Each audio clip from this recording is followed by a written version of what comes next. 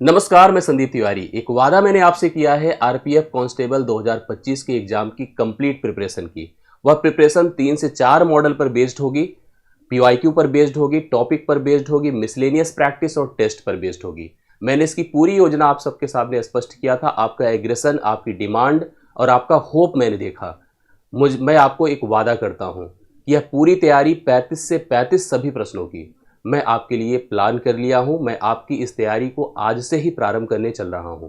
आप सभी लोग मेरे साथ आज के इस पहले प्रैक्टिस सेशन से जुड़ करके अपना एग्रेशन दिखाएं, अपनी चीज़ों को समझें, मुझे भी सपोर्ट करें। मुझे भी अगर आप लोग वैल्यू करते हैं तो मेरे भी इस वीडियो को, मेरे भी इस कंटेंट को अप्रिसिएट करें। अगर आपको अच्छा लग रहा हो, मेरे इस वीडियो को सेपरेट करें, फैलाएं चारों तरफ, जिससे कि यहाँ पर एक रीच बने। हम लोग भी इस कनेक्टिविटी को अच्छा बेहतर बना करके इस प्लानिंग को अच्छे से हम लोग डन करें, एग्जीक्यूट। मैं आपको सबसे बेहतर तैयारी करा सकूं, यही मेरा लक्ष्य है, यही मेरा उद्देश्य है। मैं इसकी प्लानिंग आपके साथ शुरू कर चुका हूं। आप सभी लोग अगर नए हैं तो चैनल को सब्सक्राइब जरूर कर लेंगे।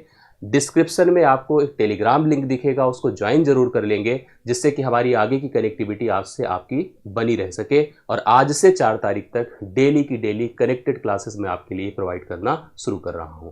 आज का पहला मॉडल पेपर है, पीवाईक्यू आधारित है, कॉन्सेप्ट भी है, प्रैक्टिस भी है, जानकारी भी है, सब कुछ मतलब इस सेशंस में समाहित है। धीरे धीरे आप अपनी इन्वॉल्वमेंट को जैसे जैसे बढ़ाते जाएंगे यह सेशन अपना रूप लेता चला जाएगा। और 4 तारीख के पहले मैं आपको भरोसा दिलाता हूं कि आपको बहुत बेहतर लगेगा। मैराथन कक्षाओं का भी कमिटमेंट मैं आपको कर रहा हूं। टॉपिक टू टॉपिक जैसा आप कहते रहोगे उसी हिसाब से हम लोग प्लान करते रहेंगे। देर ना करते हुए इस सेशन को शुरू करते हैं। आज की यह पहली क्लास है, प्रीवियस ईयर क्वेश्चंस पर आधारित है, प्रैक्टिस पर आधारित है और कॉन्सेप्ट पर आधारित है। हर सवाल उसके कॉन्सेप्ट के साथ एक्सप्लेन किया जाएगा, आपको खुद ही रियलाइज हो जाएगा पहले ही सवाल से। आइए पहले सवाल को हम कंटिन्यू करना शुरू करते हैं। ध्यान से मेरी बात को सुनिए, समझिए, देखिए और इसको अपनी तैयारी में शामिल करिए। आपको एक पैटर्न दिख रहा है, अगर आप समझेंगे तो ये अगर जैसे इस नंबर को देखिए, 525 252 होल वर्ग है, 525 252 होल वर्ग है, माइनस में है, प्लस में है, और इंटू 525 गुणे 252 है।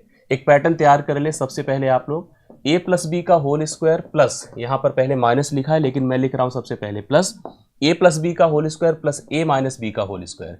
मैं आपकी जानकारी के लिए बता दूं, ये होता है twice a square plus B square. कभी अगर ऐसा पैटर्न दिखे तो आप इस समय ऐसे एक फार्मूले का निर्माण कर सकते हैं, a प्लस बी का whole square, a minus B का होल स्क्वायर डिवाइड बाई, अगर जरूरत पड़े a square plus B square की, तो यह मान हमेशा 2 होता है। इस फार्मूले को दिमाग में रख लीजिएगा, आपको फेस करने को मिल सकता है।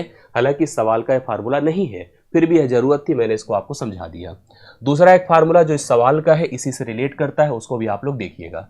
यहीं पर a प्लस बी का होल वर्ग रहेगा, जहां प्लस है वहां माइनस कर दीजिए, a माइनस बी का होल वर्ग होगा। अब जब भी यह बात आएगी तो हमेशा 4ab के रूप में आपको जनरेट करता हुआ दिखेगा। अब इस समय अगर मैं a प्लस बी का whole square minus a minus B का होल स्क्वायर कर दूं और डिवाइड बाई, जैसे ही मैंने इसको ab से डिवाइड किया, यह मान आपको हमेशा 4 एक वैल्यू के रूप में देता रहेगा। याद रखना, अगर यहाँ पर 2ab होगा, क्योंकि वो कभी कभी फॉर्मेट में आता है 2ab, तो वहाँ पर मान 2 हो जाएगा। अगर ab होगा, जैसे अगर आप इस पैटर्न को देखिए, a प्लस बी का होल वर्ग आपको दिख रहा है, माइनस बीच में है, a माइनस बी का होल वर्ग दिखा है, और यहाँ पर a इंटू बी दिखा है। तो यह मान आपको सीधा सीधा आंसर के रूप में 4 दे देगा। अर्थात बिना किसी डाउट के आप लोग 4 लगाइए। अपने कमेंट से भी हमें कंफर्म करिए, अपने आंसर्स हमें देते चलिए, जिससे कि हम आपकी कनेक्टिविटी को समझ पाएँ। आपके रिस्पॉन्स आ रहे होंगे, आपको ये ना लगे कि यहाँ पर मैं देख नहीं रहा हूँ, मैं आपके हर कमेंट्स को देख रहा हूँ, ऑब्जर्व कर रहा हूँ, और उसी हिसाब से मैं आपको लेकर आगे बढ़ रहा हूँ। दोनों फार्मूलों को आप लोग तैयार कर लीजिएगा, दोनों आपके लिए ज़रूरत है, दोनों की ज़रूरत है, दोनों आपके लिए इंपॉर्टेंट है।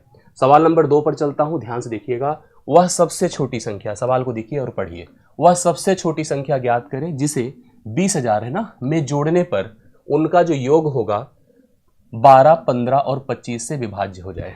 मतलब एक तो टारगेट है अपने पास, एक नंबर है, ध्यान से देखिएगा, जिसका मान है 20,000। मैं चाहता हूं कि मेरा यह जो 20,000 है, इसमें कुछ ऐसा जोड़ दूं, एडिशनल ऐसा जोड़कर कि इसको एक ऐसी पोजीशन पर ला दूं कि यह 12 से, 15 से और 25 से, 12 से, 15 से और 25 से पूर्णतः कट जाए। एक ऐसी संख्या की आप डिमांड कर रहे हैं, लेकिन उसके लिए आपको एक स्मॉलर नंबर सोचना पड़ेगा, मतलब इसमें ऐड करना पड़ेगा, जिसको हम जोड़ते ही इस पर जो भी हम अचीव करें वह मान 12 से भी कटे, 15 से भी कटे और 25 से भी कटे। आपको इसके लिए डिविजिबिलिटी पता होनी चाहिए। जैसे 12 से कटने का मतलब कोई संख्या 4 से कटेगी और 3 से कटेगी, तभी वह संख्या 12 से कटेगी। 4 से कोई संख्या तभी कटती है जब उसके अंतिम 2 अंक 4 से कटते हैं। अंतिम 2 अंक 4 से अगर विभाज्य हैं तभी वह संख्या 4 से विभाज्य होगी। अंतिम अंक अगर आपका 2 से विभाज्य है, अंत में 0 है, 2 है, 4 है, 6 है, 8 है, तो वह 2 से विभाज्य है। और अगर अंतिम के 2 अंक 4 से विभाज्य हैं तभी, मतलब अंतिम के 2 अंक अगर 4 से कटेंगे तभी वह पूरी संख्या ही 4 से कटती है। 3 का मतलब होता है सभी अंकों का योग सभी अंकों का योग 3 से कटे, ठीक है, 3 से विभाज्य हो तभी वह संख्या 3 से विभाज्य होगी, ठीक है। कोई संख्या आपको दी गई, उसके सभी अंकों को जोड़ दीजिए, अगर वह 3 से कट रही है तो वह संख्या भी पूर्णतः आपकी 3 से कटती नजर आएगी। अब बात आती है 3 और 5 की। 3 का मैंने बता दिया है, 5 के बारे में जान लीजिएगा। अंतिम अंक 0 हो या 5 हो, 0 हो या 5 हो, तभी वह संख्या आपकी 5 से कटेगी। 25 को तो हम पूर्ण वर्ग की तरह कंसीडर करेंगे, उस पर हम बात करते हैं। अब आप एक बात जान लो कि अगर वह 4 से कट रही है तो पक्का वह सम संख्या होगी, तो अंत में 5 वाला कॉन्सेप्ट तो नहीं आएगा। इसका मतलब श्योर हो चुका कि उसके अंत में 0 आना तय है। 0 आएगा तभी वह 4 से कटेगा। क्यों 4 से? क्योंकि हमको 5 से भी उसको काटना है, तो 5 से काटने के लिए अंत में 0 होना या 5 होना जरूरी है। 5 अगर रख देंगे तो 4 से नहीं कटेगा, इसलिए अंत में श्योर हो गया कि उसके 0 ही आएगा। अब ऐसा कोई भी नंबर जिसको जोड़ने से अंत में 0 ना आए तो वह आपके लिए उपयोगी नहीं है। लेकिन आप देख रहे हैं कि इसमें सारे नंबर को जोड़ने से अंत में 0 ही मिलेगा, और इसने सवाल में सबसे छोटी संख्या बोला भी है। अगर आप सबसे छोटी संख्या की तरफ जा रहे हैं तो सबसे छोटा इसमें 100 है। अगर मैं इसमें 100 जोड़ूंगा, जैसे n की जगह पर 100 अगर रख देता हूँ, 100 जोड़ते ही यह 20,100 हो जाएगा। आप 20,100 को देखिए, समझिए, मेरी बात को कंफर्म करिए। देखिए यहाँ पर 20,100 से देखिए फायदा क्या है। सबसे पहली चीज, अंतिम के 2 अंक 0 0 हैं, और 0 किसी से भी कटता है तो मतलब 4 से कट गया। 3 की बात करिए, अंकों का जोड़ 3 से कट रहा है, 2 1 3 होता है, जुड़ करके 3 हो जाएगा, 3 से भी कट रहा है। 5 से भी कट रहा है क्योंकि अंत में 0 है, और डाउट यहाँ पर केवल 25 को है। 25 से अगर हम इसको भाग करते हैं, 25 अट्ठे 200 होता है, 1 के बाद 2 0 आएगा, 25 100 के 100, मतलब यह 25 से भी पूर्णतः कट जाएगा। जो आपका 20,100 है वह 2500 से भी पूर्णतः कट जाएगा। इसलिए आपको बिना किसी कंफ्यूजन के, बिना किसी डाउट के आपको 20,100 लगाना चाहिए। मतलब 20,100 के लिए आपको 100 को सही आंसर मानना चाहिए। 100 को जोड़ देने से यह संख्या 12 से भी कटेगी, 15 से भी कटेगी, 25 से भी कटेगी, मतलब सभी से कट जाएगी। इसलिए हम इस सवाल के लिए डी ऑप्शन आपको सही उत्तर दे रहे हैं। हो सकता है किसी और को, जैसे आप 200 को भी रख करके देखिए, जोड़ के देखिए, तो वह संख्या आपकी कटने की स्थिति में आएगी, बट उसने सबसे छोटी संख्या की बात करी है, इसलिए हम सबसे पहला प्रयास सबसे छोटी से ही किए हैं, और सबसे छोटी ने हमारी पूरी डिमांड अगर पूरी कर दी तब उसको लेकर के हमें कोई डाउट नहीं। इस सवाल के लिए सही उत्तर आपका डी ऑप्शन है, आप सभी लोग लगा सकते हैं। आशा करता हूँ सबको समझ में आया होगा। कंफर्म करते चलिए, क्लियर करते चलिए। अगर किसी के मन में कोई भी कंफ्यूजन, डाउट हो तो प्लीज हमें बताते चलिए। अगले सवाल पर हम आपको लेकर पहुंच रहे हैं फिर से। सवाल नंबर देखिए 3 है। कस्बे की 5% जनसंख्या की किसी महामारी में मृत्यु हो जाती है। आप देखते हैं तमाम महामारी आती है, जैसे कोरोना आई थी, तमाम अलग अलग तरीके की आती है। तो जो वहाँ पर टाउन है, जो कस्बा है, वहाँ पे जब वो महामारी आती है तो वहाँ पर 5% पॉपुलेशन वहाँ पर डेथ हो जाती है, कैजुअलिटीज उनके साथ हो जाती है। जो बची जनसंख्या होती है घबरा जाती है। आपको पता है बची जनसंख्या में से 8% लोग घबरा कर कस्बा ही छोड़कर भाग चले गए, मतलब उनको कहीं और पलायन करके माइग्रेट कर गए। जो बचे हैं, मतलब ये सतत प्रोसीजर पर वर्क करते हुए दिख रहा है मुझे कि पहले तो जितनी पॉपुलेशन थी उसका 5% तो डेथ हो रही है उनकी, जो बचते हैं उसके 8% लोग घबराकर भागकर चले जा रहे हैं। इसके बाद कह रहा है यदि कस्बे की कुल जनसंख्या अभी भी 88,274 है, मतलब प्रेजेंट पॉपुलेशन कस्बे की इतना सब होने के बाद भी 88,274 है, तो शुरुआत में, प्रारंभ में कस्बे की कुल जनसंख्या क्या थी। जब भी ऐसे सवाल आए, ये सवाल पॉपुलेशन पर आता है, ये सवाल चुनाव पर भी आता है, ठीक है। जब वहाँ पर एक वोटिंग की कॉन्सेप्ट होते हैं, कुल वोट पड़ते हैं, उसमें से इतने इनवैलिड होते हैं, मतलब खराब हो जाते हैं। चुनाव पर भी आपको, आय व्यय पर भी देखने को मिलता है। हर जगह पर इस तरह के सवाल आपको फेस करने को मिल जाते हैं। यहाँ एक सतत का प्रोसेस पढ़ना होता है, लेकिन उसके लिए परसेंटेज का जो भिन्न प्रोसीजर है, जिसमें आप किसी भी परसेंटेज नंबर को भिन्न में बना लेते हैं, उसकी जानकारी होना बहुत ज़रूरी है। कैसे? जैसे मैं अगर 5% की बात करूँगा तो 5% मतलब परसेंट अगर किसी नंबर से हटेगा, परसेंट हटने का मतलब ही हो गया कि 100 को हटाइए, नीचे 100 लगाइए। अगर 5% की बात है तो 5% मतलब 5/100 हुआ, और 5/100 का मतलब क्या होता है, 1/20 होता है। ओरल अगर जिसको याद है बहुत अच्छी बात है, नहीं याद है तो जान लीजिए कि 5/100 करके मैंने 1/20 कर दिया। मैं यहाँ पर कस्बे की पुरानी population, old population, new population ऐसे प्रेजेंट कर रहा हूँ। मैं आपको ऐसे कह के दिखाऊंगा कि अगर हमारे उस गांव की, कस्बे की, नगर की जनसंख्या 20 थी पहले, तो एक लोगों की उसमें डेथ हो जाती है। अगर 20 लोग होते हैं तो एक की डेथ होती है, 40 होंगे तो 2 की डेथ होगी, ऐसे बढ़ते बढ़ते अब जितनी थी मुझे नहीं पता, मैं एक तुलना कर रहा हूँ। 20 में अगर एक की डेथ होती है, आप ही सोचकर बता दें कितने लोग बचे होंगे, 19 लोग बचे होंगे। 19 टोटल पॉपुलेशन यहाँ पर बची होगी। अब जितनी बची है उसमें से 8% लोग माइग्रेट करते हैं। 8% को आप समझ लें कि 8/100 होता है, 4 दूना 8 होता है, 4 25 बार 100 होता है। 25 लोग अगर बचे हैं, जबकि बचे यहाँ कितना दिख रहे थे 19, लेकिन हम कह रहे नहीं, यदि 25 लोग बचे हैं तो उसमें से 2 लोग तो गांव छोड़कर कस्बा छोड़कर चले ही जाते हैं, 23 लोग बचा करते हैं। 23 लोग बचा करते हैं। अगर आप देख लो, यह पुरानी पॉपुलेशन थी, यह नई पॉपुलेशन हो गई, जिसका मान है 88,274। अब आपको इसकी इस पूरे मान की तुलना इससे करके इस मान को फाइंड करना है, यही प्रोसेस है। अब तुलना के लिए भाई देखो, इतना अगर आपको कंफर्टेबल हो आप कि गुणा करके डिसाइड कर दो, तो गुणा करके डिसाइड नहीं, अलग अलग डिस्ट्रीब्यूट करिए। अगर 19 का पहाड़ा आपको आता है तो 19 एक के 19, अब इसको काटिए, 19 दूना देखिए 19 चौके 76 होता है, 76, 4 और 8 12, 12 मतलब 122 हो जाएगा अगर 12 को रखते हैं। अब 19 छक्के 19 पचे 95, 19 छक्के 114 होता है, 19 छक्के 114 होता है, 14 8 22 होता है, 8 और 7 लगाइए। फिर 19 चौके 76 होता है, 19 चौके 76 होता है, 6 रख दीजिए, 76 हो गया, 76 मतलब 4 और 7 मिलकर के आपका कितना होगा 11, 11 फिर 19 छक्के 114, देखिए ऐसे चला गया, 19 से चला गया। अब साफ साफ आपको 23 से कटता दिख रहा होगा, 23 दूना 46, 23 दूना 46, 202 हो गया। अब 202 को इधर लाइए, 25 दूना कितना है, अगर इसको मल्टीप्लाई करिए तो 500, 25 दूना 50, 1 0, 500 के साथ इसका गुणा कर दे, किसका बताएं, 202 का, बड़े आराम से गुणा हो जाएगा, आपको कुछ नहीं 2 जीरो लगा देना है ऐसे ही। 5 का गुणा 5 दूना 10, शून्य हासिल 1, 5 शून्य शून्य 1 होता है, 5 दूना 10 होता है। यहाँ पर 1,01,000, 1,01,000 पहले उस नगर की पॉपुलेशन थी, जिस पॉपुलेशन में इतने परिवर्तन के बाद यह पॉपुलेशन बची हुई थी। इस प्रकार के क्वेश्चंस आपको फेस करने को मिल जाते हैं। ऐसे सवालों में ये भी पूछ सकता था कि अगर पॉपुलेशन में पहले 5% लोग की डेथ होती है, 8% लोग छोड़कर चले जाते हैं, तो बताइए पॉपुलेशन में कितने प्रतिशत की कमी आ गई। सतत प्रोसेस उस समय लगता, 5 + 8 - 5 × 8/100, इस पर जाकर हम डायरेक्ट बता सकते थे कितने परसेंट की यहाँ पर मतलब चेंजेस होते हैं, कितने परसेंट की कमी आ जाती है, इसको हम निर्धारित कर सकते हैं। तो तीसरा सवाल एक बढ़िया सवाल है, आप लोग सारे ऐसे सवालों के पैटर्न को समझें और अप्लाई करें। इस पैटर्न पर बहुत प्रकार के सवाल बनते हैं, मेंसुरेशन के भी सवाल आते हैं जो 2D 3D के होते हैं, जहाँ पर लंबाई में चौड़ाई में परिवर्तन होने पर क्षेत्रफल में परिवर्तन हो जाता है। तो हर तरह की इस पैटर्न को आपको समझना आपकी जिम्मेदारी है।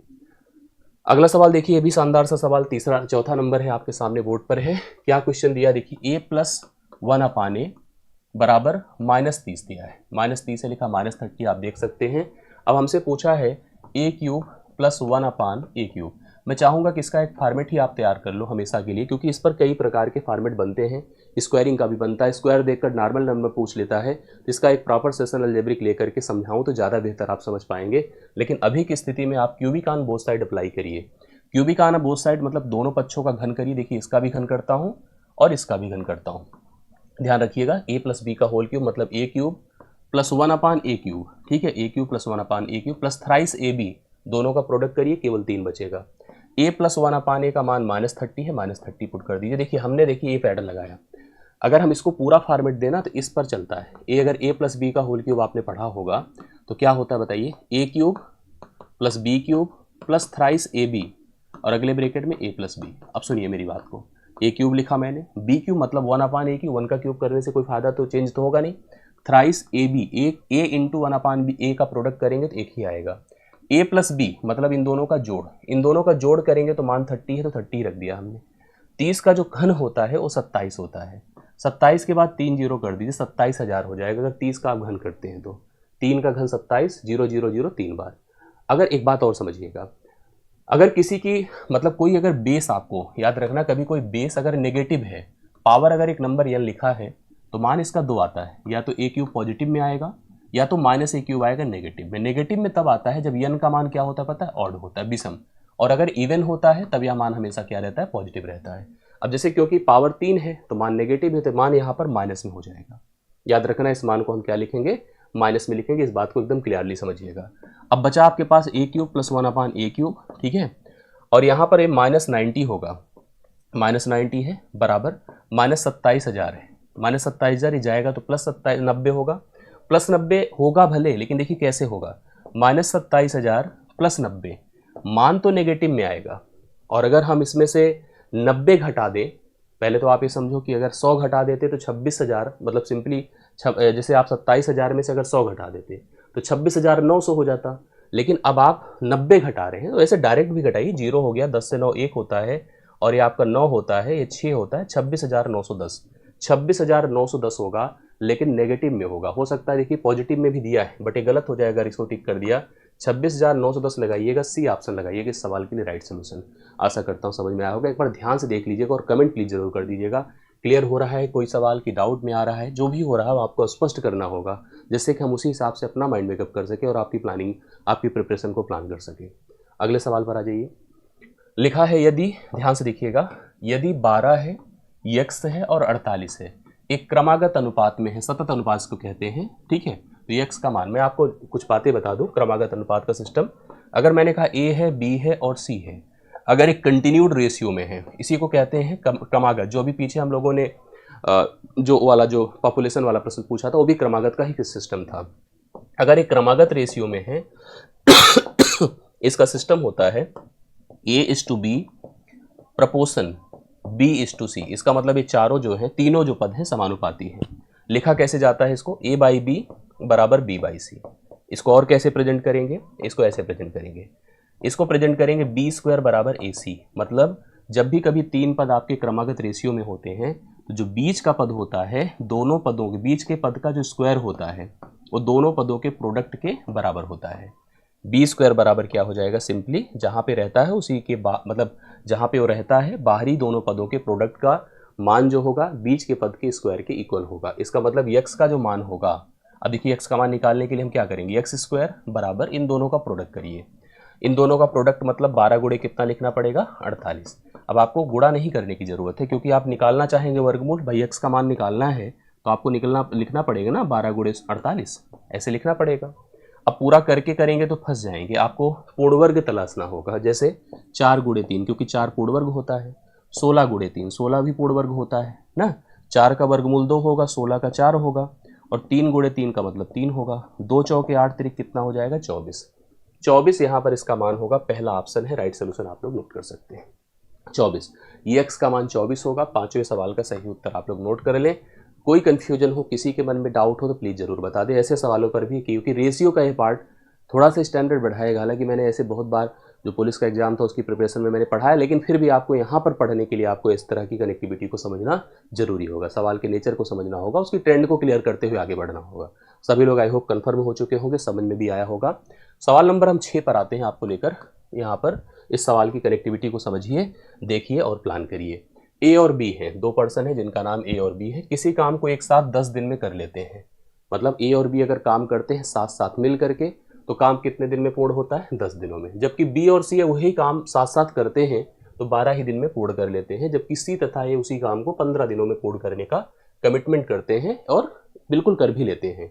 ए द्वारा अकेले इस काम को पूरा करने में कुल कितना समय लगेगा, ये सवाल आपसे पूछा गया है।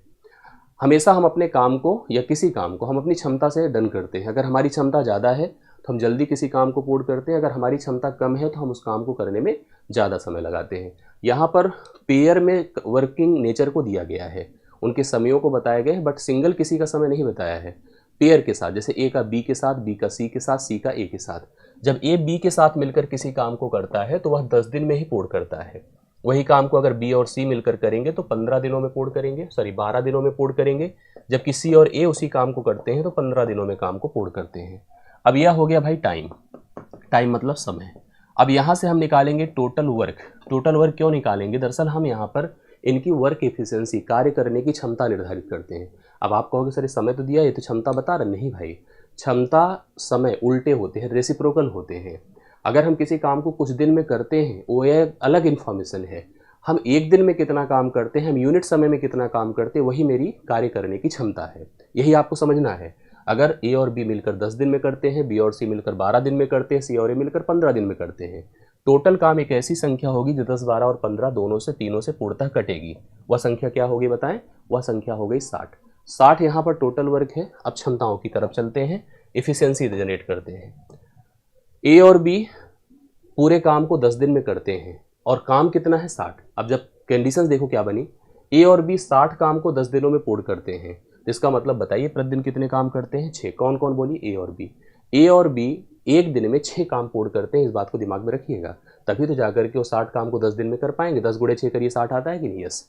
बी और सी की अगर हम बात करें, 60 काम को ये लोग 12 दिन में पूर्ण करते हैं, तो प्रतिदिन कितना करते होंगे बोलिए, 5 काम। मतलब इनकी क्षमता कम है, तभी समय देखो ज़्यादा लग रहा है। जिसका समय ज़्यादा होगा उसकी क्षमता कम होगी। तीसरा देखिएगा, सी और ए उसी 60 काम को 15 दिन में पूर्ण करते हैं, इसका मतलब प्रतिदिन कितना काम करते होंगे, 4। अब सुनिए, अब यहाँ से हम सबको कंबाइन करते हैं, सबकी एफिशिएंसी को मिलाते हैं। ए आप चेक करो, ए बी है, बी सी है, सी ए है। ए कितनी बार है, 2 बार। बी कितनी बार, 2 बार। सी कितनी बार है, 2 बार।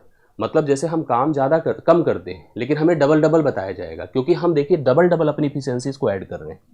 2 बार ए है, 2 बार बी है, 2 ही बार सी है। ट्वाइस ए प्लस बी प्लस सी कर दीजिए, 2a plus 2b plus 2c। मतलब हम जितना करते हैं, मान लो मेरा नाम ए है, आपका नाम बी है, किसी का नाम सी है, मैं अपनी इफिशियंसी को डबल बता रहा हूँ, आप भी अपनी इफिशियंसी को डबल बता रहे हो, अगला भी अपनी इफिशियंसी को डबल बता रहा है।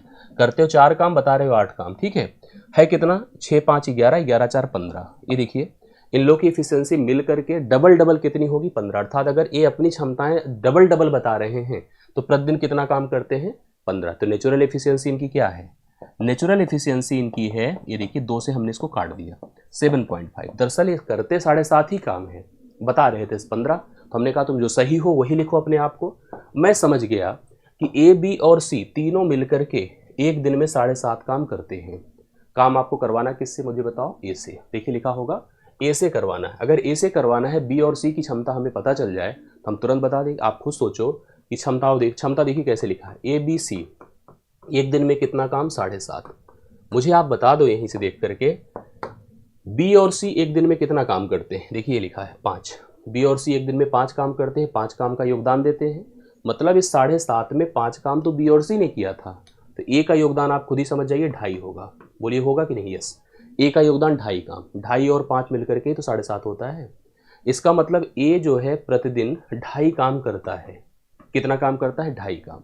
सोचो अगर प्रतिदिन वह 2.5 काम करता है, मैंने उसको दिया 60 काम, ए को मैंने पकड़ा दिया 60 काम, तो वह उस 60 काम को 2.5 काम प्रतिदिन करके कितने दिनों में पूर्ण कर लेगा। मैंने दशमलव हटाया, मैंने 0 बढ़ाया, मैंने 5 5 25 किया, 5 से इसको डिवाइड किया, 12 5 60, 5 से फिर काट दिया, 24 5 120। अर्थात अगर मैं अकेले रिस्पॉन्सिबिलिटी ए को दे दूंगा भैया तुम करके दिखाओ, तो वह काम को 24 दिन में ही पूर्ण कर लेगा।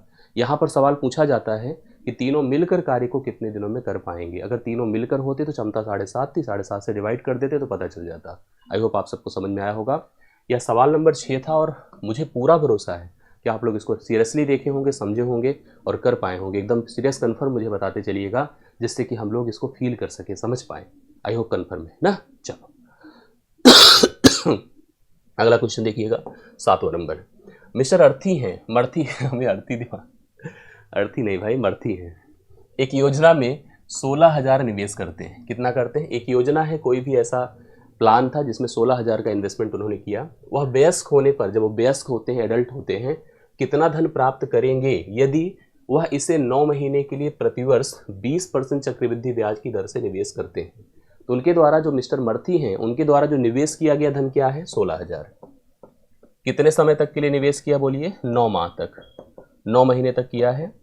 और जो ब्याज की दर है, जिस हिसाब से उनको दर मिल रहा है, जो उनको मतलब एक प्रकार से, अब मुझे नहीं समझ में आया कि 9 ही महीने में कैसे वयस्क हो गया। हो सकता है कम रहा हो, 17 साल कुछ महीने रहा हो, तो 9 महीने बाद वो वयस्क हो गया, एडल्ट हो गया। ब्याज की दर थी 20% पर एनम, 20% पर एनम थी। और 20% पर एनम की इस कंडीशन से 9 महीने के लिए प्रतिवर्ष 20% चक्रवृद्धि ब्याज की दर से निवेश किया था, तो उन्हें कुल कितना पैसा फाइनली मिल जाएगा, ये हम लोग को डिसाइड करके बताना है। एक बात आप समझ लीजिए, अगर 9 महीने में ही ब्याज को कंसीडर करना है, निकालना है, तो यहाँ पर जैसे हमको प्रेजेंट करता है कि तिमाही होगा, ऐसा कुछ बताता है कि 3-3 महीने पर ब्याज की काउंटिंग की जाएगी। अब समय को उसने 9 माह कर दिया, कोई बात नहीं, हम 9 माह के लिए तैयार हैं। और हम इसको कैसे काउंट करेंगे, क्योंकि इसमें तिमाही छमाही की कोई ऐसी जानकारी हमको नहीं दिया था। ब्याज की गणना भी इसमें चक्रवृद्धि लिखा है, डाउट ही क्रिएट किया है। दरअसल चक्रवृद्धि अपना रूप तब लेता है जब 1 साल बीत जाता है, या तो तब लेता जब छमाही या तिमाही लिखा होता सवाल में। जैसे कहता कि तिमाही कैलकुलेशन होता है ब्याज का, तो तीसरे महीने के बाद चौथे महीने फिर से प्रिंसिपल बदल जाता। अब यहाँ तो ऐसा कुछ प्रेजेंट किया नहीं है कि उसके तिमाही ब्याज कैलकुलेशन में है, छमाही ब्याज कैलकुलेशन में है। यहाँ पर ब्याज को हम वार्षिक ही कंसीडर करेंगे, तो ऐसे में तो हम इस 9 महीने को केवल क्या करेंगे बताइए, समय में जब कन्वर्ट करेंगे अर्थात वर्ष में लिखेंगे, तो ये आप जान लो कि 1 साल बराबर क्या, मैं आपको एक एनालिसिस करके दे रहा हूँ, हो सकता है यहाँ पर यह वर्किंग गलत आए, लेकिन समझने की ज़रूरत है, क्योंकि वर्डिंग अगर ऐसी देगा तो कन्फ्यूजन तो बनी गई। छमाही तिमाही लिखा नहीं है, चक्रवृद्धि ब्याज ऐसे कंसिडरेबल होगा ही नहीं महीने में। चक्रवृद्धि ब्याज जब तक 1 साल नहीं बीते, अगर वार्षिक ब्याज हो रहा है तब तक चक्रवृद्धि ब्याज अपने स्वरूप में आ ही नहीं पाएगा। अब सुनो, 1 वर्ष अगर जो अभी की वर्डिंग दिया है, मेरा परसेप्शन दूसरी तरफ जा रहा है, लेकिन अभी की वर्डिंग के हिसाब से मैं सवाल को कर रहा हूँ, आप उसको देखिएगा। 1 वर्ष बराबर 12 माह होता है। इसका मतलब होता है कभी भी अगर आपको महीना दिया है उसको साल में लिखना है तो आप उसको 12 से भाग कर दो। 3 तिया 9 होता है, 3 चौके 12, अर्थात हम इसको 3/4 वर्ष कह सकते हैं। अब सुनिए, 3/4 वर्ष का मतलब जो आपका ब्याज दर है जो 1 साल का है वो 20% है ना, 20% है, जिसको आप क्या लिख सकते हो बोलो, 1/5। अभी पीछे हम लोग डिस्कस कर रहे थे, 20/100 कर दीजिए। 1/5 को आप 3/4 से मल्टीप्लाई कर दें, करेक्ट है। बनकर कितना आया, जो भी बनकर आया 3 बटे कितना आया, 20 आया। 3/20 इस पर अप्लाई करने, ब्याज निकल जाएगा। 16,000 पर अप्लाई देखिए हमने किया, 20 अट्ठे 160 होता है, 800 हो गया, 8 त्रिक 2400 होता है। तो हमारे हिसाब से ब्याज कितना मिलना चाहिए, 2400। इस कंडीशन पे ब्याज 2400 अगर मिलता तो 2400 ब्याज अगर जुड़ता तो 16 दो 18,000 कितना हो जाता, 400, जो कि कहीं ऑप्शन में नहीं दिया है। मैं यही डाउट क्रिएट कर रहा था। यहाँ सवाल में दरअसल क्या होना चाहिए था, मैं आपको दिखा रहा हूँ, आपको मैं बताता। इसको छोड़ दीजिए, अब इस तरह से अगर जाएंगे तो बिल्कुल नहीं आएगा। मैं यही चीज़ ना कह रहा था कि वर्डिंग के अकॉर्डिंग डाउट होता है। यहाँ पर दरअसल अगर 9 महीने के ब्याज की बात है तो ब्याज की गणना तिमाही करी जा रही है। ब्याज की गणना कैसी हो रही है, तिमाही हो रही है। और जब ब्याज की गणना तिमाही होती है तो दर क्या होती है, क्योंकि 3-3 महीने की बात होती है, तो साल में कितनी तिमाही होती है, 4 होती है। तो ऐसी केस में दर जो होता है 1/4 हो जाती है, 1/4 हो जाएगी दर, इसका मतलब 5% हो जाएगी। 4 से भाग कर दीजिए। और समय जो होता है आपका, जैसे अभी देखिए कितना था, 9/12 था ना, 3 तिया 9, 3 चौके 12, इसको 4 से गुणा कर दिया जाता है। जब ब्याज तिमाही कैलकुलेट होता है तो दर 1/4 हो जाती, समय 4 गुना, मतलब इसको 3 वर्ष माना जाता है। हालांकि वर्ष नहीं होता है, 3 कन्वर्जन पीरियड माना जाता है। तो 3 बार के ब्याज का कैलकुलेशन होगा। इसको करने के रेशियो प्रोसेस भी मैंने आपको पढ़ाया होगा, अगर आपने मेरे से पढ़ा है। नहीं पढ़ा है तो इसका सिस्टम समझिए। 5% को मैं 1/20 लिखवाता हूँ, यहाँ लिखता हूँ प्रिंसिपल, यहाँ लिखता हूँ अमाउंट, करेक्ट है। चलिए प्रिंसिपल से अमाउंट जाइए, तो 20 से लिखिए 1 जुड़कर 21, फिर लिखिए 20 से जुड़कर 1 21, फिर 20 से 1 जुड़कर 21। बोलो 3 बार क्यों, क्योंकि 3 पीरियड हमने माना है, 3 बार साल में ब्याज कैलकुलेशन में आएगा। इसका प्रोडक्ट होता है 8,000 और इसका प्रोडक्ट होता है 9,261। क्लियर है। तो इसका सेंस है कि अगर प्रिंसिपल मूलधन हमारा 8,000 था तो अमाउंट हमको 9,261 रुपए का प्राप्त हो जाएगा। अब आपको 8,000 का मान तो दिया है, बोलिए दिया है कि नहीं, हाँ 16,000 दिया है, वहां पर पढ़िए देख लीजिए, आपको खुद ही कन्फर्म है ये 16,000। तो 9,261 का मान कितना होने वाला है, 2 बार जा रहा सीधा सीधा, हाँ 2 से गुणा करिए, इसमें 2 1 के 2, 2 छंगे 12 की 2 हासिल 1, 2 दूना 4 1 5, 2 9 18, 18,522। देखिए डी ऑप्शन में ही बगल में लिखा है। मैं कह रहा हूँ ना कि आपको इस वर्डिंग से कंफ्यूज होना है, लेकिन आज से अब ऐसी वर्डिंग आए तो आपको कैसे प्रेजेंट करना है, ऐसे ही करना है। गलतियां होगी, बहुत बार हो सकता है, उसको अगर वैसे कंसीडर कर लेता जैसा मैं आपको बताया था तो वही पर सही माना जाता, गलत नहीं होता। लेकिन इसकी वर्किंग इस हिसाब से दी गई है, आप इसको समझ लेना। अगर फिर भी डाउट तो हमें कमेंट कर देना। मेरे ख्याल से अब आपको ये समझ में आ भी गया होगा, काफ़ी हद तक जो सिंसियर है इसको क्लियर कर लिए होंगे कि कैसे छमाही में दर आधी होती है, समय 2 गुना होता है। तिमाही में दर 1/4 होती है, समय 4 गुना होता है। इसको दिमाग में रखिएगा। आगे बढ़ता हूँ। 8वां नंबर सवाल का आ गया। एक आयत है, रेक्टेंगल आयत, जिसके आयाम, आयाम मतलब भुजाएं 4 सेंटीमीटर और 5 सेंटीमीटर है, को मोड़कर एक समबाहु त्रिभुज बनाया जाता है। इस प्रकार निर्मित समबाहु त्रिभुज का क्षेत्रफल, मेरी बात को सुनिएगा, जब भी कभी कोई 2D फिगर है, जैसे आयत है 4 और 5 सेंटीमीटर का, यहाँ पर आयत है 4 और 5 का, ठीक है। अब इस आयत को मोड़कर मतलब इसकी डायमेंशंस को खींचकर, जैसे कभी ऐसा नहीं होता, कोई ऐसी चीज होती है जैसे तार टाइप का होता है, तार को आप चाहे ऐसे फ्रेम कर दो, चाहे ऐसे फ्रेम कर दो, चाहे सर्कल बना दो, जिस प्रकार से उसको आप सेट करना चाहेंगे सेट हो जाएगा।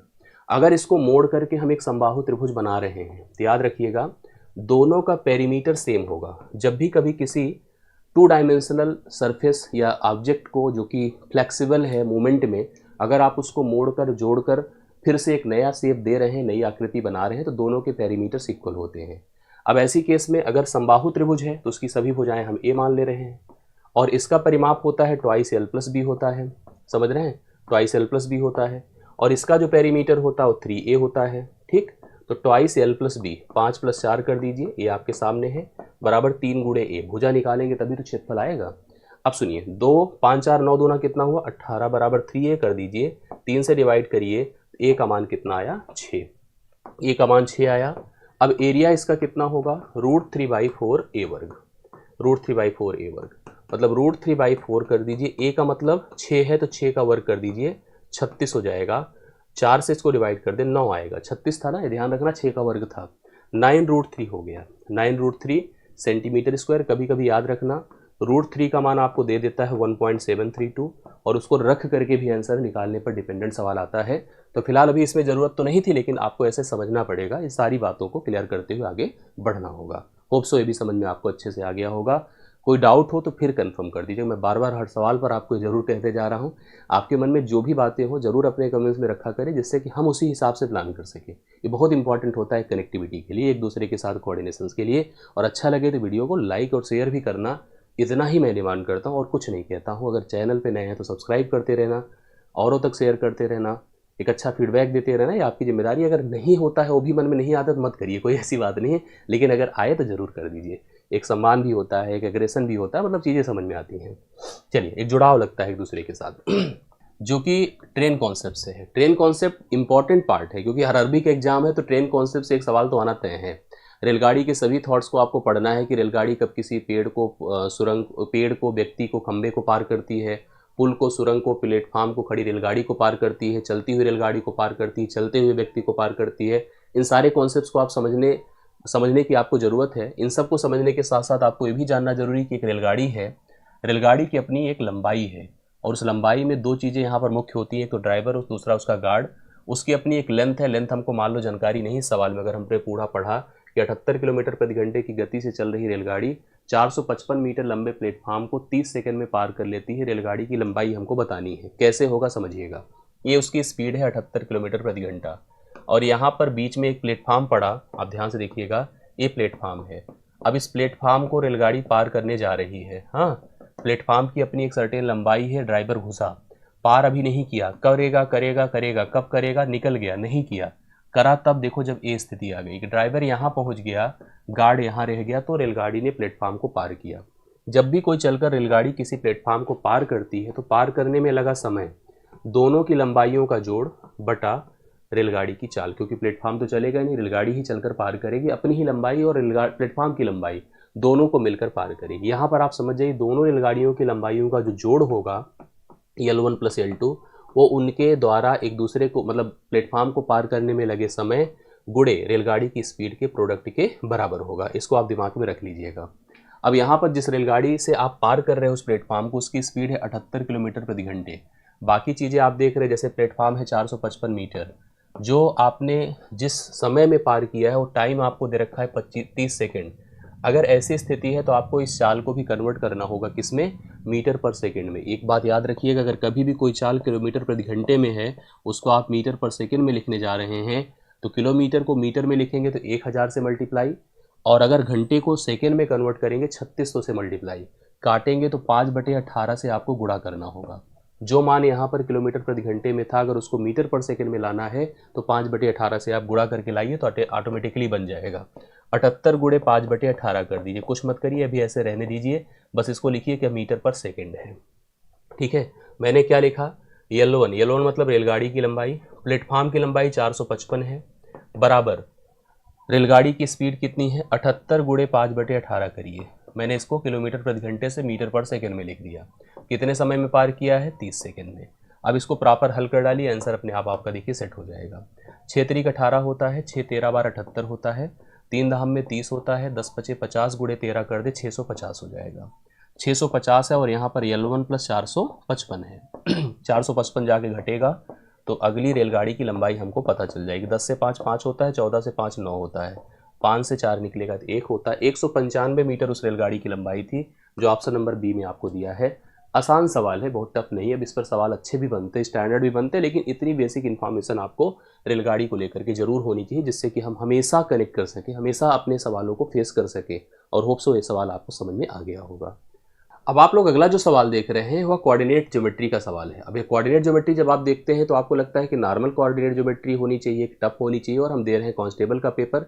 लेकिन याद रखिए 2019 के आरपीएफ कांस्टेबल के एग्जाम में सवाल पूछा गया था। यहाँ पर एक जनरल कोऑर्डिनेट नहीं है, सिंपली मतलब जो कोऑर्डिनेट पढ़े हैं अच्छे स्तर पर वो भी इसको करने में कंफ्यूज होंगे, क्योंकि इसको अगर करा जाए तो इट विल टेक टाइम और कॉन्सेप्ट का उपयोग होना बहुत ज़रूरी है। जैसे आपको बात बता दूं, इस सवाल को पढ़ा के मैं बता देता हूँ। वहाँ अनुपात पता करना है जिसमें कोई रेखा है, रेखा का मान है 4x + y = 13 है। दो बिंदु थे 1, 6 और 6, 1 को जोड़ने वाली एक रेखाखंड को जिस रेशियो में डिवाइड करता है उसको हमें बताना है।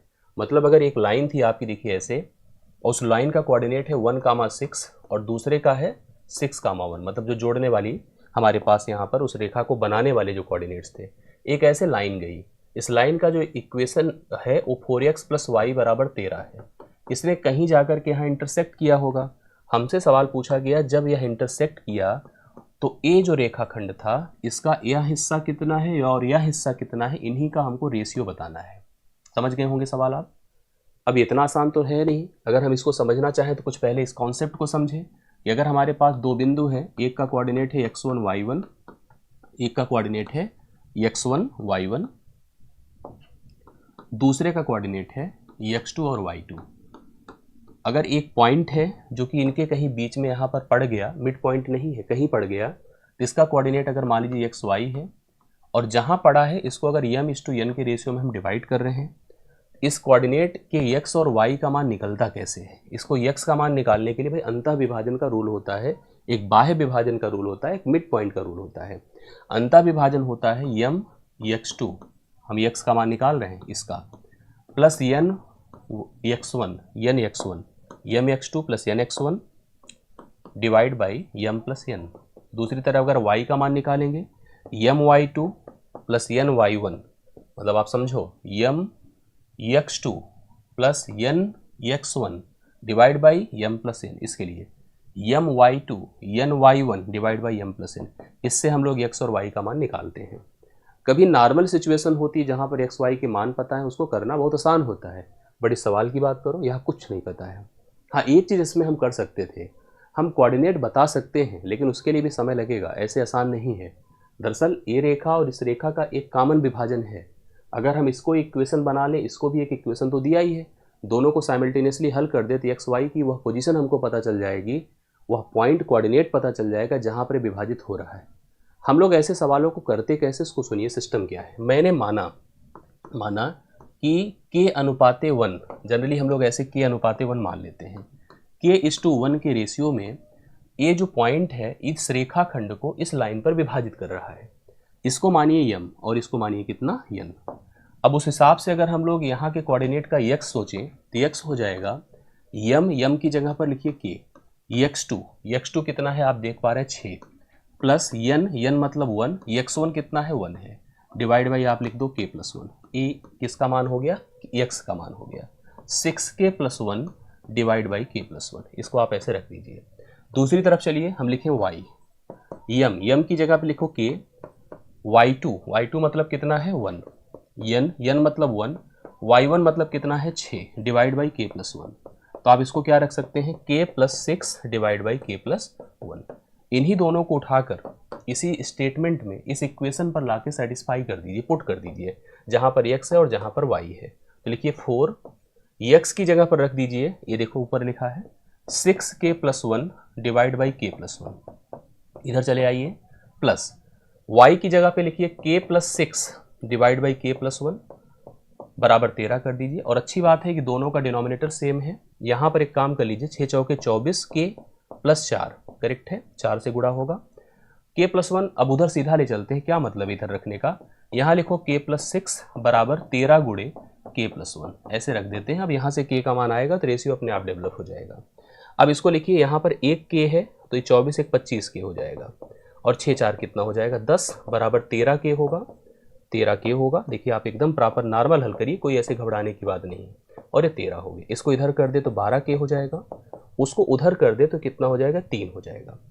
तो यहाँ से अगर हम देख पा रहे हैं तो k बराबर 3/12 हो गया, 3 1 के 3, 3 चौके 12, तो k:1 ही तो रेशियो था, 1/4 है तो 4 उधर जाएगा तो 1:4 हो जाएगा। डी ऑप्शन में इस सवाल का हल दिया है। एकदम बढ़िया से देख लीजिए, कंफर्म कर लीजिए, और आए तो भी बता देना, ना आए तो भी बता देना, लेकिन समझ लेना, कर लेना। ये आया था 2019 में, आरपीएफ कांस्टेबल में ही आया था। तो अब हो सकता है लेवल इससे भी बढ़ा दे, हो सकता है इसे घटा दे, लेकिन इस तरह के पैटर्न आपको सीखने पड़ेंगे, करने पड़ेंगे सवाल को। करेक्ट। चलिए अगले सवाल पर आइए। देखिए सवाल क्या दिया है। सवाल है यदि किसी भिन्न संख्या मतलब न्यूमरेटर और डिनोमिनेटर के अंश और हर दोनों में 3 जोड़ा जाए। क्या जोड़ा जाए? अंश में भी और हर में 3 जोड़ते हैं तो उसका मान 10/11 हो जाता है। ठीक है, चलिए कोई एक भिन्न था a/b के रूप में है, दोनों में इसने कहा हमसे इस a/b में अंश में भी क्या बोला 3 जोड़ो और हर में भी क्या जोड़ो 3 जोड़ो। तो इस भिन्न का मान आपका कितना हो जाता है? 10 बटे कितना हो जा रहा है? 11 हो जा रहा है। करेक्ट है, इस साल होकर हुआ होगा क्योंकि डायरेक्ट तो नहीं कर सकते हैं। 10/11। दूसरी तरफ चलिए, यदि और अंश और हर दोनों में से 4 घटाया जाए a-4 और b-4 तो यह मान हो जाता है 3/4। उस भिन्न संख्या का पता करें क्या होगा। मैं बताऊं कि हम लोग जब स्कूल में होते थे तो इसको पूरा हल करते थे। भाई हल तो करना ही पड़ता, 2 इक्वेशन बनता, इससे भी इक्वेशन बनता, उससे दोनों को साइमल्टेनियसली हल करते थे और बी का मान आ जाता, उससे भिन्न बन जाता। बट ऐसा नहीं करिएगा आप, यहाँ पर साइमल्टेनियस हल करने की जरूरत नहीं है, सीधा भिन्न का उपयोग करिए, कुछ मत सोचिए। भिन्न का उपयोग करिए, भिन्न को उठा लीजिए। जो पहला भिन्न है, जैसे मान लीजिए 7/8 है। अब 7/8 में क्या करो, जैसे पहले में कह रहा 3 जोड़ना, इसमें 3 जोड़े, इसमें 3 जोड़े, तो यह भैया सीधा सीधा 10/11 हो गया। पहली रिक्वायरमेंट पूरी कर रहा है।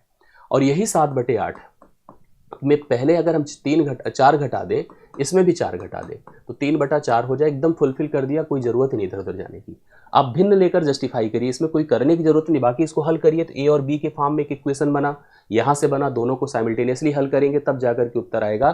तो राइट सोल्यूशन करने का यह प्रोसेस सही है। सबसे बेहतर है कि आप ऑप्शन ले लीजिए, जैसे कह रहा वैसे रख कर देख लीजिए। हो सकता है पहली बार में ना मिले, ठीक है, हो सकता है डायरेक्ट ना मिले, काट करके आपको सेटिस्फाई करना हो, लेकिन हो जाएगा, इसी और है, हो जाएगा।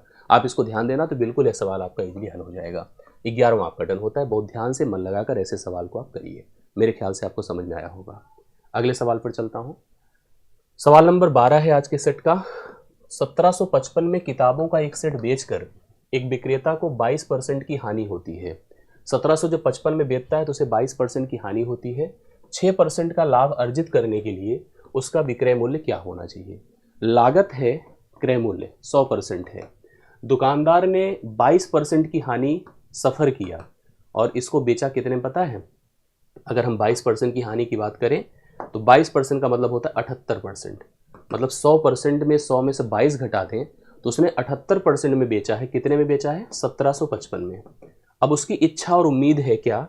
इच्छा है कि वह इस पर 6% का लाभ अर्जित करे। तो 6% मतलब 106 में बेचना चाहता है। अब यही प्राइस हमको एक तुलना से कैलकुलेट करनी है। जैसे उसने जब 1755 में बेचा था तो उसे 22% का नुकसान हुआ, मतलब 78 की तुलना 1755 से होगी। 106 हम इसलिए निकाल रहे हैं क्योंकि उसे 6% का लाभ अर्जित करना है, तो 100 के ऊपर जाएगा तभी लाभ होगा। यहाँ से काटने पर चलिए, जैसे 13 से 6 बार, 13 छंगे 78, ऊपर नीचे काट सकते हैं, बगल बगल काट सकते हैं। तिरछा केवल गुणा होता है। 13 छंगे 78, 13 एक के 13, 4 और 5, 13 तिया 39, 13 पचे 65, एकदम कट गया। 6 से फिर जा सकता है। देखिए अगर हम नहीं जा रहा है कोई दिक्कत की बात नहीं। अभी यहाँ पर आप देखिए तो कितना हो जाएगा। जैसे अगर हम इसको काटते हैं 5 3 से कट गया, 3 दूना 6, 3 चौके 12, 3 पचे 15, इतना हो गया, कोई बात नहीं। अब 2 से इसको और काट दें, 2 पंचे 10 होता है, 2 तिया 6, 53 हो जाएगा। 53 का गुणा भाई 45 से कर दें, 53 का गुणा 45 से कर दें, आपको पता चल जाएगा कि मान कितना आएगा। अब 53 गुणे 45 आपको करना है, बहुत घबराइए मत, ऐसे लिखिए जैसे मैं कर रहा हूँ। 53 लिखा, 45 लिख दो, रफ स्पेस तो रहता है ना हमारे पास। कैसे करिए? इसका इससे गुणा करिए, कितना? 15, 5 पचे 25, 4 तिया 12, 12 15 कितना होता है? 27, लिख दिया ऐसे। 5 पचे 25, 3 चौके 12, 5 चौके कितना होता है? 20। चलिए अभी यहाँ पर लिखने की कोशिश करिए। यहाँ पर 5 आया, 7 एक 8, 8 हुआ, 2, 20 2 22, 2285 हो रहा है। अब 2200 कितना होगा? देखो एक बार फिर से देख लेते हैं। 5 पचे 25 से हमने 27 जो लिखा है, घबराइए मत, 37 होगा। इसका मतलब भाई 2385 होगा। 5 हुआ, 37 एक 38, 3 हुआ, 20 3 23, 2385 कहीं दिख रहा है? यस, बी ऑप्शन है इस सवाल के लिए राइट सोल्यूशन। 12वां सवाल आपका डन होता है। बी ऑप्शन आप लोग नोट कर ले, ए आपका सही उत्तर हो जाता है 2385। कन्फर्म हो रहा है। सिंपल सवाल है, कोई खास नहीं, बस थोड़ा सा कैलकुलेशन पर ध्यान रखिएगा, उतना भी उसमें नहीं है, बहुत घबराइएगा मत।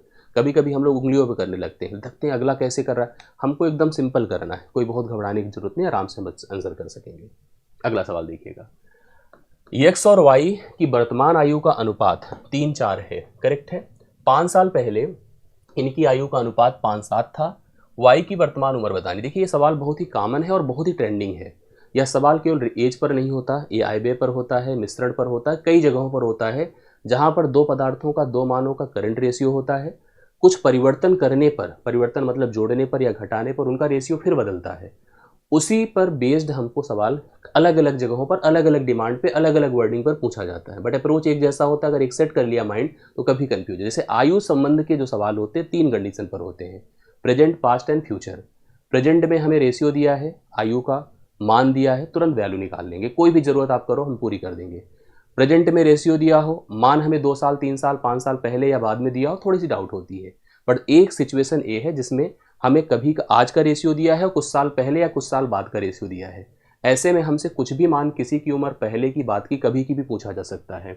2 पर्सन है एक्स और वाई, कह रहा है कि उनकी वर्तमान मतलब प्रेजेंट आज की आयु का जो रेशियो है वो 3 और 4 का है। अब हमसे कह रहा है, देखिए वर्तमान की स्थिति है, हमसे कह रहा है कि इनकी उम्र, देखिए 5 साल पहले, 5 वर्ष पूर्व इनकी जो आयु का रेशियो था 5 और 7 का अनुपात था उसमें।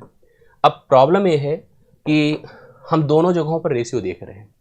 आज जो आपकी उम्र है उसमें 5 साल घटकर, इन्होंने भी 5 साल घटाकर, मतलब दोनों ने समान परिवर्तन किया, समान परिवर्तन किया तो जाकर के इस रेशियो को इन्होंने अचीव किया।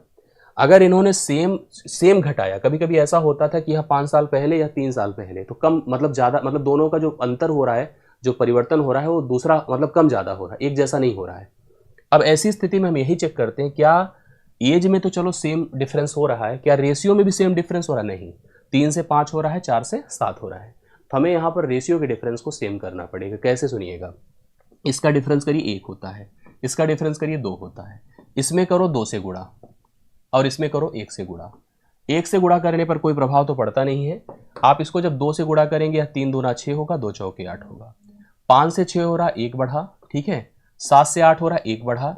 1 की तुलना तुरंत 5 से करिए, 1 बराबर 5 कर दें। किसकी उम्र कब की पूछ रहा? वाई की। कब का पूछ रहा? वर्तमान। वर्तमान का मान ये लेना है हमको, जो नया रेशियो डेवलप हो। 8 पंचे 40 वर्ष। 40 वर्ष यहाँ पर वाई की उम्र है, वो भी प्रेजेंट में, जो आप डी ऑप्शन में देख पा रहे हैं राइट सोल्यूशन के तौर पर। राइट सोल्यूशन आपके सामने 40 साल है, जो वाई की उम्र है और प्रेजेंट में है। गलती से 4 मत लगा देना, हो सकता है ऑप्शन में दिया भी नहीं, फिलहाल दिया नहीं है, लेकिन यहाँ पर आपको समझदारी दिखानी पड़ेगी ऐसे सवालों को फेस करने के लिए। आप ट्रेडिशनल जा सकते हो, मानो इसकी उम्र 3x, इसकी 4x, 3x minus 5, 3x minus 5 और 4x माइनस 5 बराबर बन गया 5/7। हल कर लीजिए, तब भी x का मान आ जाएगा, तो ऐसे भी हम आंसर कर सकते हैं। लेकिन सिंसियरिटी थोड़ा सा, मतलब जैसे लगे कि हम कंपटीशन की तैयारी कर रहे हैं, इसलिए इन सब मेथड का उपयोग करना जरूरी है। और बहुत बार डेटा ऐसे होते हैं कि नॉर्मल हल नहीं हो पाते, कैलकुलेशन बहुत टफ हो जाते हैं, तो हम इजीली नहीं कर पाते, इसलिए हमको इस तरह के पैटर्न्स पढ़ने जरूरी होते हैं। अगले सवाल पर आ रहे हैं आप लोग। आइए देखिए, एक और शानदार से सवाल को हम लोग देख रहे हैं, जो कि आरआरपीएफ कांस्टेबल के एग्जाम का ही सवाल है। आप ऐसे सवालों को इग्नोर नहीं कर सकते, एकदम बस सोचिएगा कांस्टेबल ही है। कांस्टेबल अपने स्तर को देता है और अपने स्तर को मेंटेन करता है, आपको भी अपने उसी हिसाब से प्लानिंग करनी होगी, उसी हिसाब से तैयारी करनी होगी। 35 सभी सवालों में हर प्रकार की विविधता आपको देखने की मिलेगी। आसान सवाल भी दिखेंगे, टफ भी दिखेंगे, मीजी भी दिखेंगे, सब प्रकार के सवालों का मिश्रण होगा एग्जाम। सवाल क्या है? मार्ग को 70 किलोमीटर प्रति घंटे की गति से चलने वाली एक रेलगाड़ी या 48 किलोमीटर प्रति घंटे की गति से चलने वाली एक बस अथवा परिवहन के इन दोनों माध्यम, चाहे रेलगाड़ी चाहे बस, का उपयोग करके उसने 4.5 घंटे में 260 किलोमीटर की यात्रा करनी थी। उसके द्वारा बस से तय की गई यात्रा का समय ज्ञात करो। मतलब उसने बस में कितने घंटे बैठ कर के यात्रा तय करी है। अब आप सबसे पहले इसका सिस्टम समझ लीजिए। देखो क्या है सवाल। सवाल यह है कि जैसे 260 किलोमीटर की दूरी है, करेक्ट है। अब इस 260 किलोमीटर की कुल दूरी को तय करना है 4.5 घंटे में। अब ऐसी केस में भाई हमें कुल दूरी पता है, हमें कुल समय पता है, लेकिन इसको तय कैसे करना है? इसे करना है 2 मीडियम से। एक तो आपको ट्रेन से करना है, और ट्रेन से जब करेंगे तो समय गति कितनी रहेगी? 70 किलोमीटर प्रति घंटा रहेगी। फिर आगे की यात्रा को बस से करना है, और बस से जब तय करेंगे गति कितनी रहेगी? 48 रहेगी। दोनों में किलोमीटर प्रति घंटे। बस ये प्रॉब्लम ये है कि हमको कुछ कंफर्म नहीं किया है कि बस से कितना यात्रा का कितना भाग करना है, ट्रेन से कितना करना है, कुछ अपडेट नहीं है। हम किसी भी प्रकार से डायरेक्ट प्लानिंग नहीं कर सकते हैं। हम अपने परसेप्शन पर चलते हैं और एलिगेशन प्रोसेस इस सवाल का सबसे बेस्ट मेथड है। या तो हम माने, जैसे सवाल को माने कि हमने चलो माना कि हमने ट्रेन से इतनी समय तक दूरी तय करी और कुल समय दिया है 4.5, तो बस से समय ऑटोमेटिकली आ जाएगा। एक स्टेटमेंट बनाकर हल करना कहीं से भी अच्छाई नहीं है। सवाल को प्रॉपर हल करिए जैसे मैं बता रहा हूँ। मानिए कि दो मीडियम, मेरे पास एक ट्रेन और बस है। मैंने मान लिया कि इस पूरी दूरी को, पूरी दूरी मतलब हमारे पास कितनी है 260 किलोमीटर, हमने मान लिया कि इस पूरी दूरी को मैं यहाँ पर ट्रेन से ही तय करूँगा। और जब आप बताओ पूरी दूरी को जब आप ट्रेन से तय करेंगे, आप मान लीजिए कि पूरी दूरी आपने ट्रेन से तय करी है। अगर आपने पूरी दूरी ट्रेन से तय करी है तो ट्रेन से आपकी गति कितनी है 70। मान लो कि आपने पूरी दूरी बस से तय करी है तो बस से आपकी गति कितनी है बताएं 48। और आपकी इस पूरी यात्रा में गति कितनी है, इस स्पीड को आप लोग सबसे पहले डिसाइड कर लो कि ये हमारी टोटल डिस्टेंस है और ये हमारे टोटल टाइम है। ठीक है, ऐसे में अगर स्पीड पता करना तो स्पीड हो जाता है total distance divide by total time. तो ऐसे में हम लोग क्या करें, 260 है, 260 डिवाइड बाई 4.5 कर दें, कर सकते हैं यस। ऐसी कंडीशंस में दशमलव अगर हटाएंगे तो ऊपर 0 बढ़ जाएगा। तो इसका मतलब हम यहाँ पर जो हमारी कंप्लीट जो स्पीड है वो हमारी कितनी बताएं 2600 बटे कितना कर दें 45 कर दें। अब आपको एलिगेशन लगाना पड़ेगा, यहाँ से यहाँ, यहाँ से। एलिगेशन का मतलब डिफरेंस होता है। डिफरेंस करना भाई थोड़ा यहाँ पर इफर्ट लगाना पड़ेगा आपको। इससे इसको पहले चीज़ तो एक चीज़ दिमाग में रख ले, यह मान अगर इससे कम होगा तो इससे ज़्यादा होगा, यह स्पष्ट है। यही सिस्टम होता है, यही एवरेज का कॉन्सेप्ट है। अगर इससे कम है तो 70 में से इसको घटाना है और 48 इसको इससे घटाना है।